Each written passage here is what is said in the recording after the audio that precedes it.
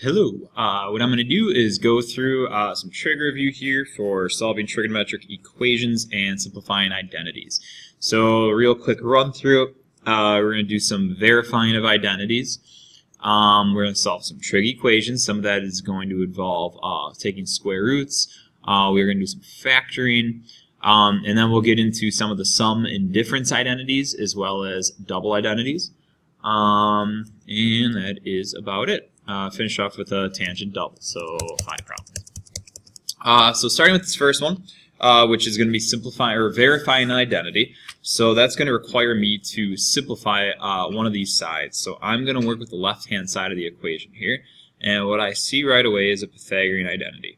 So big mistake to make here, which you can't do, is just cross these off, because obviously -1 is not equal to sine squared. So I can't just cross those off. But what I see is a Pythagorean identity. I know that secant squared x is equal to 1 plus, and that would be tangent squared x. So if I just moved that 1 over, that would give me an identity here. So what I really have is tan squared x over secant squared x, and that is equal to sine squared.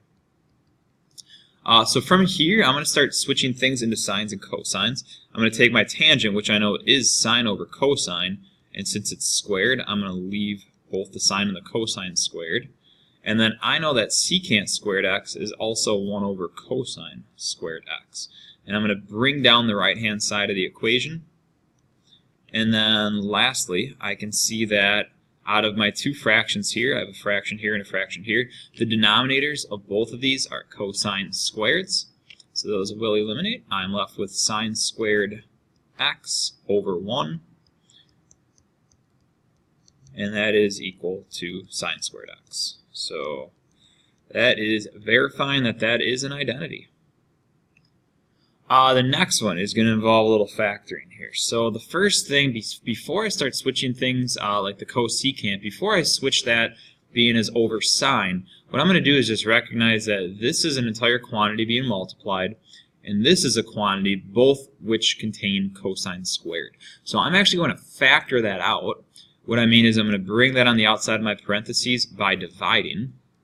And if I take this expression and divide by cosine squared, I'm left with cosecant squared x. And then if I take this expression and divide by cosine squared, I'd be left with -1. So then again, bring down the other side of the equation. And then the next thing, just like in the last problem, I've got that similar identity that we used here. So in this case, it's cosecant squared x minus 1.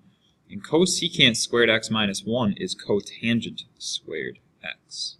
So once again, bring down the right-hand side. And it looks like I want to get stuff in terms of sine and cosine here. So I don't want the cotangent. It wouldn't make sense to just use the cosecant identity and go right back to where we started. So instead what I'm going to do is bring that cotangent in terms of sine and cosine. Cotangent is cosine squared x over sine squared x. I'm going to bring this down, which is cosine squared x, technically over 1. And then, once again, the right-hand side. So then, lastly, the cosines don't cancel. We don't want them to cancel. But you have a cosine squared times another cosine squared, so that is cosine to the 4th. Basically just adding the exponents there. And then 1 times sine squared is sine squared x. So we end up with the left-hand side being equal to the right-hand side, so that identity is verified. So now some of the problems that are going to be helpful to have a unit circle handy. In this first problem, what I'm going to do is solve just like I traditionally would any equation that looks like this. I would subtract 1 on both sides and get √3 cotangent x equals -1. And then what I'm going to do is divide both sides by the square root of 3. So cotangent x equals -1 over √3. And I prefer to work with the functions in here that are not the reciprocals. So I'm going to take the reciprocal of this, and basically the reciprocal being cotangent of x is tan, and the reciprocal of this fraction is -√3 if you just flip the little guy. So what we want to do basically is look on a unit circle Tangent is the value when you take your y over your x, which is the sine over your cosine. It's another identity. We want to look at where tangent then would be negative, negative root 3 specifically. So tangent is negative in quadrants 2 and 3. Oops. Tangent is negative, oh my god, in quadrants 2 and 3. So, I'm sorry, 2 and 4. Tangent is positive in 1 and 3. So what we want to do is look basically where tangent would be negative root 3. And that would occur in the second quadrant at 120 degrees, which is 2 pi over 3. And then it also occurs then down here with a reference angle of 60, and that is a value of 5 pi over 3. So those are the two answers. If we took these values and actually substituted them back in, if you had your calculator in radian mode and you subbed these values in for x, you would end up, I mean, if you put this whole left side in your calculator, you would get 0 then. So we are technically still solving for x, just like you would in any algebra class. This example, I'm going to subtract 1 on both sides. I get 2 cosecant x equals 4. Divide both sides by 2. And once again, I have a reciprocal function. So I'm going to take the reciprocal of this. The reciprocal of cosecant is sine. And the reciprocal, since 2 is really over 1, if I take the reciprocal of that, it is 1/2. So what I want to do is look at where sine is positive. And sine is positive in quadrants 1, since it's the y part, and 2. So you want to basically go around the unit circle, sine is the y value, and you want to pick those two angle measures where sine is 1/2. And that would occur at pi over 6, and then once again over here, which is at 150 degrees, which is 5 pi over 6. So those are my two answers. Next one, I have a squared here. So what I'm going to do first is add my 1 to the other side, and I'm going to write this as cosecant squared x equals 1. What I'm actually going to do is square root both sides. So I'm going to throw a ginormous square root over here. Cosecant comes out. The square root of 1 is 1, however, it's plus minus 1. Since 1 times 1 is 1, and negative 1 times negative 1 is 1, the plus minus is really essential here. Once again, I'm going to just put stuff into reciprocals. So I want to look where sine x is positive negative 1. So sine being the y part of the coordinate, sine is 1 at a value of pi over 2. And then sine is negative 1 at a value of 3 pi over 2. All right, so just those two values. Next one. Also have a squared in this, but I got to bring the 4 over first by adding it to the other side. And then I'll just divide by 3 right away after I do that. So I'm going to end up with secant squared x equals 4/3. Kind of a weird looking one. Throw the ginormous square root over here. Secant is going to be all by itself now. Basically, what you have is the square root of 4 over the square root of 3. So what that ends up being then, square root of 4 is 2. I'm going to leave the root 3 here. Now I'm going to take the reciprocal function, so the reciprocal of secant being cosine, and the reciprocal of the right-hand side is the square root of 3 over 2. So that is one of those values that we see on the unit circle. Cosine is the x part of the coordinate, so I would want to look at where x is positive, and x is positive in quadrants 1 and 4. So you want to look basically what values on the unit circle would give you a cosine value of root 3 over 2. That is 30 degrees, so pi over 6. And then all the way around the circle at 330 degrees, which is 11 pi over 6. Alright, going on to these sum and difference identities. With these couple, we are going to make a couple of sketches here referring to two different angles. So we are going to determine basically a bunch of different values. So I'm going to write them out every time, then just wipe the board clean and then go right back to the next one. So I have really 5 different things we'll be calculating here. First one, I'm going to sketch an angle in quadrant 3. All right, so it says that if I take the sine of this angle, which we are calling x, this is my little x, sine is opposite over hypotenuse.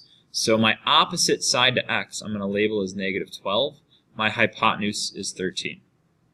If I do Pythagorean theorem on this, which this is what's called a Pythagorean triple, which means we have three nice integers for our side lengths. If you do Pythagorean theorem, you would do whatever this side squared plus the negative 12 squared equals 13 squared. You would end up with this side coming out to 5, but since this is in the negative direction, we need to put negative 5.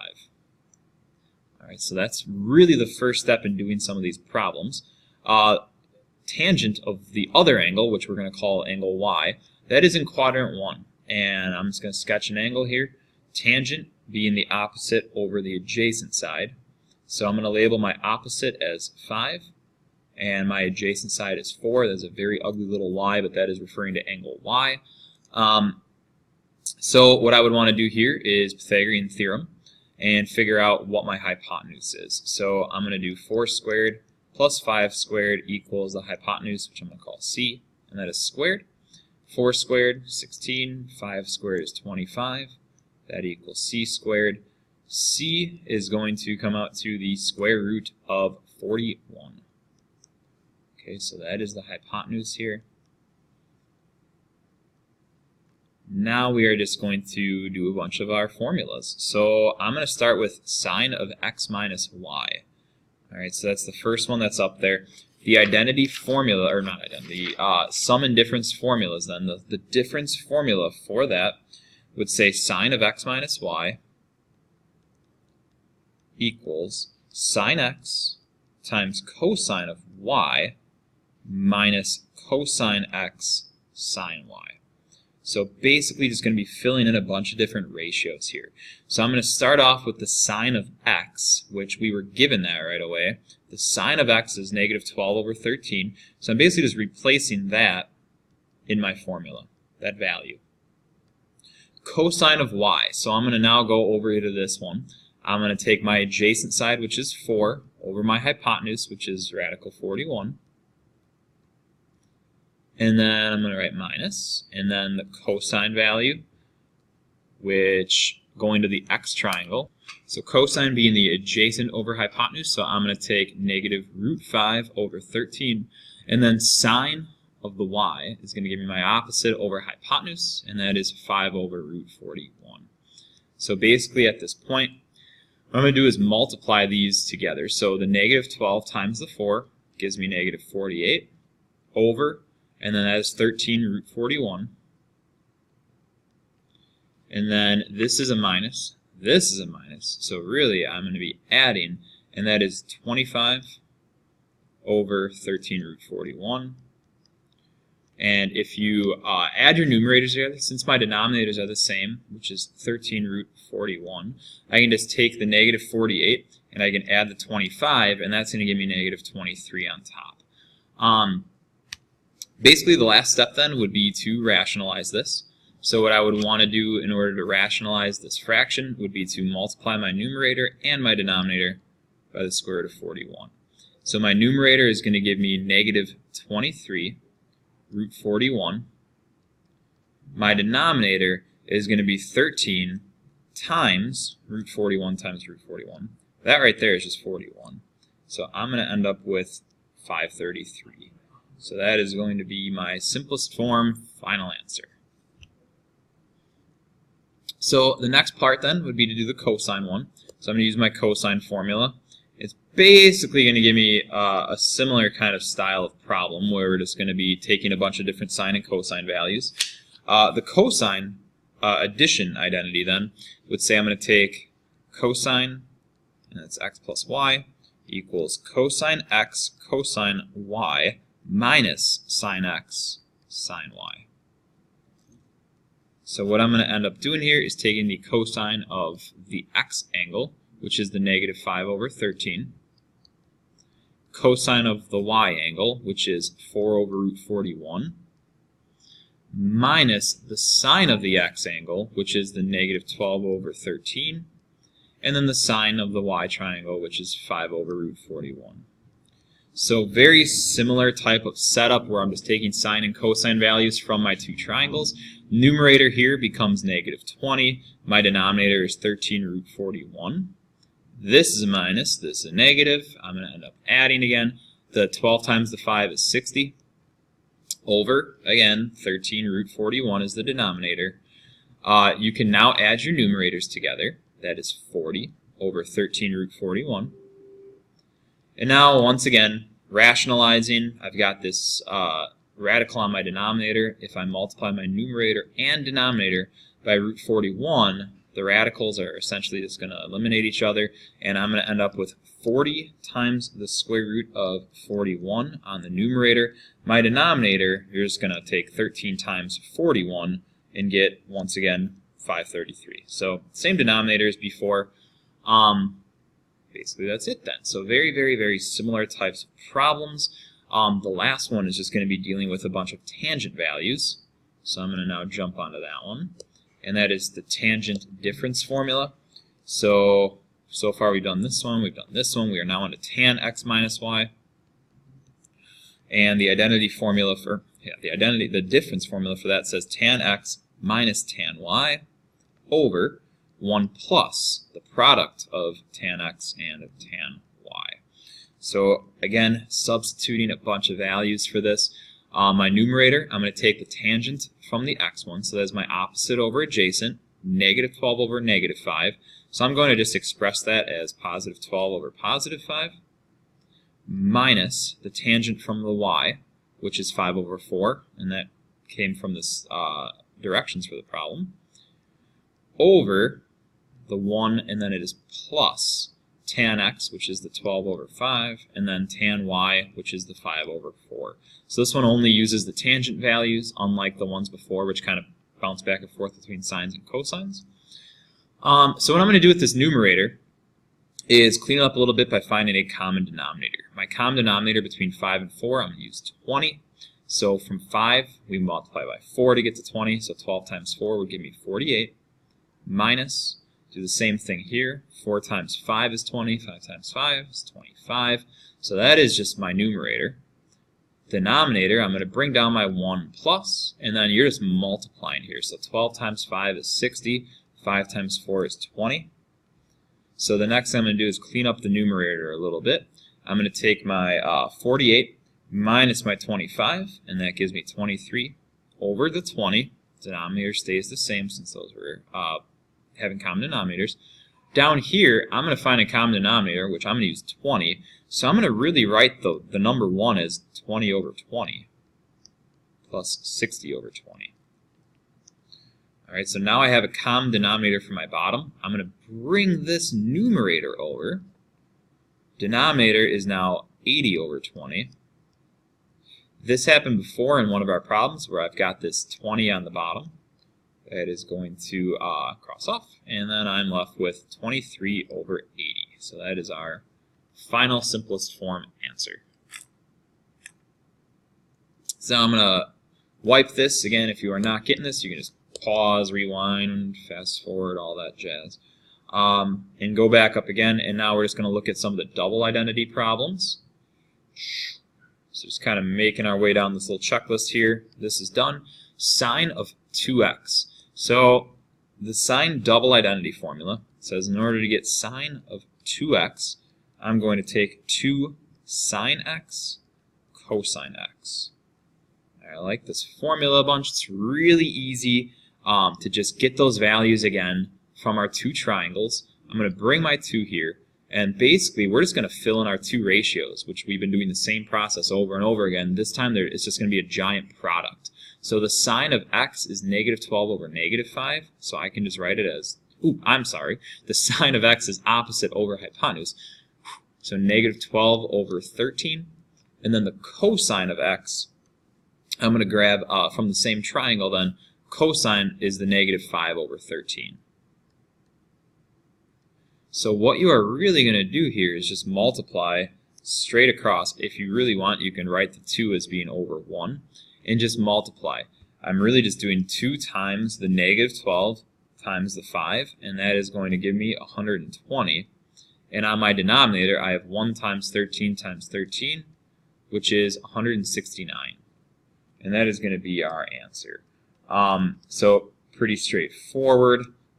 Just multiplying numerator and denominator after substituting a bunch of different values in. The cosine one is going to work pretty similar. So as the last one for this using these diagrams for this problem. The cosine double formula says cosine, and in this case we are doing it for 2y. Cosine 2y equals 2 cosine squared y minus 1. So same thing, I'm going to bring my 2 down.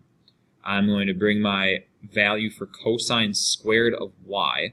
So take the cosine of y, which is, in this triangle, we are taking the adjacent over the hypotenuse. So 4 over root 41, and then minus 1. So same thing, it's basically just a bunch of simplifying. I'm going to start with order of operations, would tell me to do the exponent first. So I'm going to bring my 2 down, and I'm going to square both of the numerator and denominator. 4 squared is 16.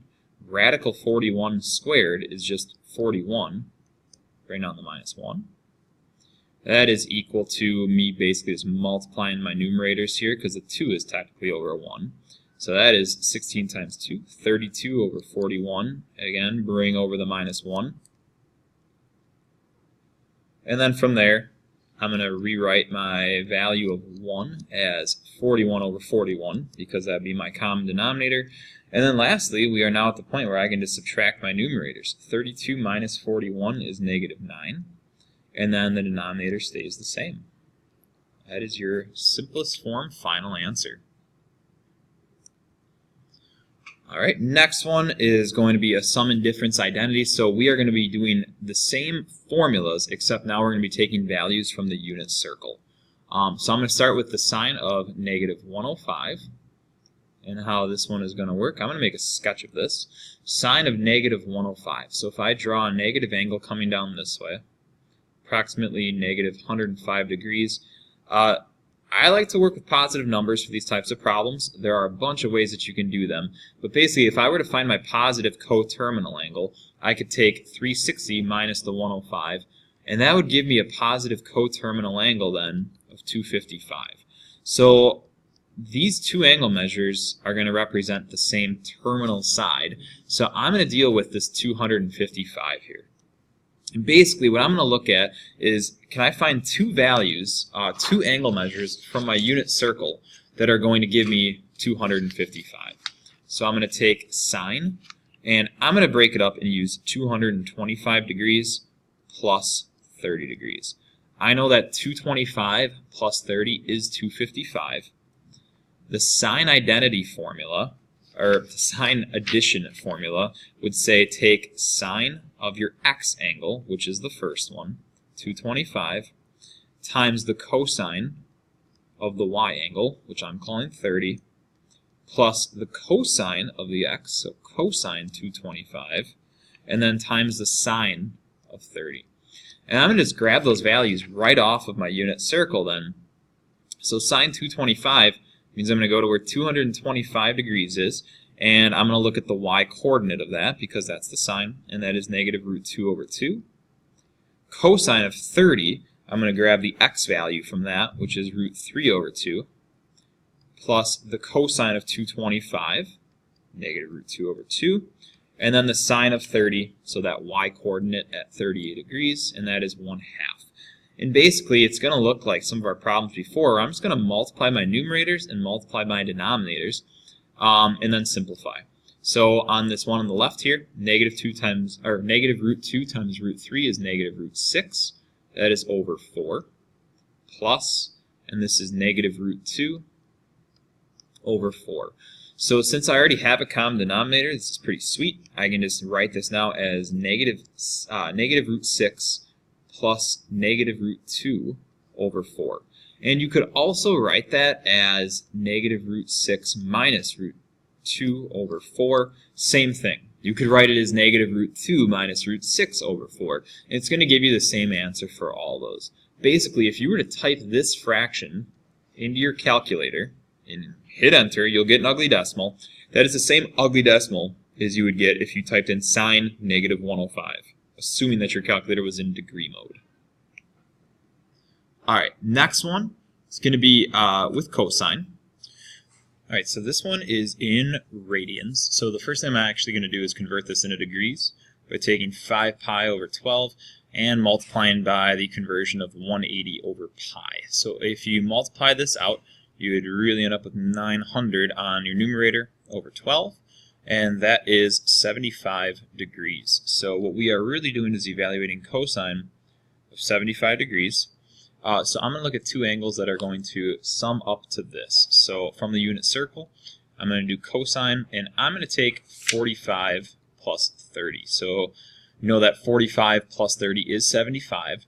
So the cosine formula then for a cosine sum was cosine 45 times cosine 30, and then it's weird, it's a minus, and then you would do sine 45, sine 30.